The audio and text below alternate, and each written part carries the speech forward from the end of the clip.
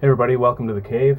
I'm just modding my Crate V3112 amplifier.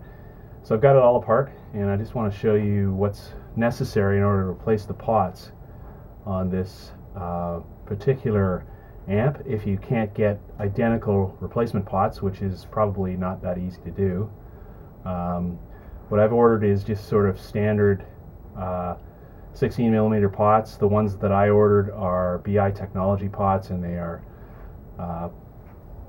plastic, conductive plastic, as opposed to your typical pot, which is sort of just a resistive compound. So hopefully these will last longer. The problem with the crates is that the pots sort of seem to wear out pretty quickly. There's a lot of heat in that amp, so they tend to go, they fail pretty quickly, get very noisy. These pots, as you can see, the difficulty with this is that the original pots are pretty non-standard in that they have a collar that comes right up against the faceplate, the back side of the faceplate, and then of course the threaded bushing goes through the panel and the nut attaches on the other side. The other problem with these was that the knobs are a 4mm shaft size, knurled, and so it's difficult to get replacement knobs if you wanted to fancy up your amplifier or get something that shows up better, because the silver knobs really didn't show you the position very well. There's some people that have modded their knobs by drawing black dots on them.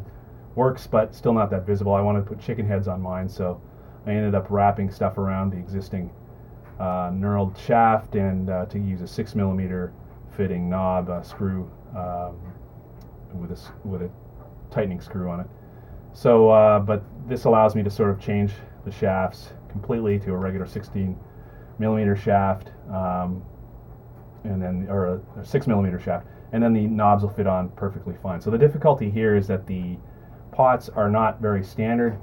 They have this collar that keeps the pot away from the faceplate. As you can see, also they're PCB mounted pots, which is great, and they hold in place pretty well, but getting the identical replacement is nearly impossible. So I ordered these pretty standard 16mm solder lug pots, and I'm just going to wire these into the existing PCB mounts for the pots, and I'm going to put them upside down. There's plenty of space inside to do this.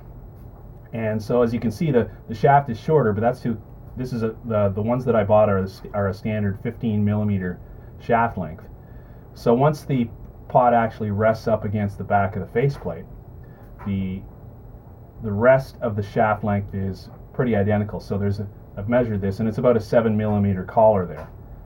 So 7mm plus 15 is 22. So these are about a 22mm shaft total length. This will go essentially like that, resting right up against the back side of the faceplate. Hope you guys can see that. And the little pin that normally a lot of people just sort of break off this pin in order to have this flush mount. Well, I decided actually to take advantage of that. These hold in place nice. They won't twist around because they're PCB mount. These ones being loose mount would, unless they had a lock wash or something. Instead of using a lock wash, I'll use what that little pin is for, and that is to lock it in place through the panel. And so another thing that I have already done is on the faceplate, I've drilled the little holes for the pins. Let me just grab the faceplate here and I'll show you.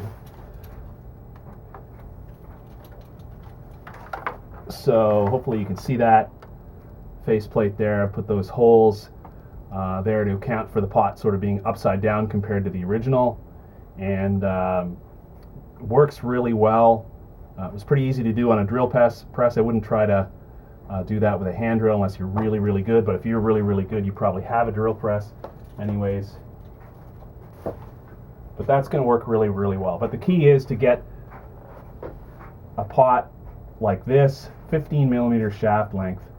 Do something about that pin. Either use a lock washer or drill the holes as I have. And then once you have taken it apart, disassembled it, you can just wire these up with wires and they'll sit loose. and everything will fit back together pretty nicely. Not a terribly difficult job. Drilling the holes is a little bit tricky if you're not used to working with a drill press, but otherwise this is a pretty simple job, an easy way to get standard pots to replace those crackly old pots on your V3112.